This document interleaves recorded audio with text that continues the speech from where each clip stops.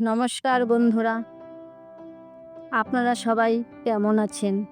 আজ যে গল্পটি আপনাদের সামনে তুলে ধরতে চেয়েছি, সেই গল্পটির মূল ভিত্তি হলো বন্ধুরা কি সবসময় পাশে থাকে? তো চলুন গল্পটি শুরু করা যাক। গল্পটির নাম হচ্ছে বন্ধুত্বের ফাঁকে ফেলা আঘাত। রোহিত এবং অয়ন ছিল ছোটবেলা থেকেই ঘনিষ্ঠ বন্ধু। তারা স্কুল একসঙ্গে পড়তো, খেলাধুলা করত, একে অপরের গোপন কথা শোনাতো। রোহিত সবসময় অয়নের প্রতি অনেক আস্থা রাখত। সে বিশ্বাস করত অয়ন তার জীবনের সবচেয়ে ভালো বন্ধু। একদিন রোহিত তার একটা ব্যক্তিগত সমস্যা অয়নের সঙ্গে শেয়ার করলো। অয়ন তাকে খুব ভালোভাবে শোনালো এবং তার প্রতি সহানুভূতিশীল হয়ে থাকলো।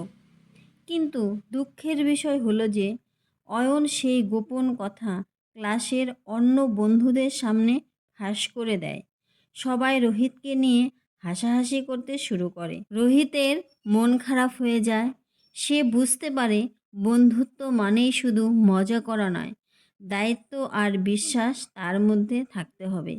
এরপর থেকে সে নিজেকে একটু আলাদা করে নেয়, বন্ধুদের থেকে দূরে থাকতে শুরু করে। বছর কয়েক পরে অয়ন তার ভুল বুঝতে পারে। সে রোহিতের কাছে গিয়ে ক্ষমা চায়।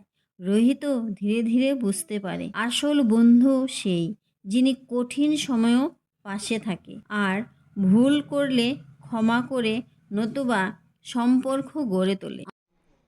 আশা করি আজকের গল্পটি আপনাদের ভালো লেগেছে।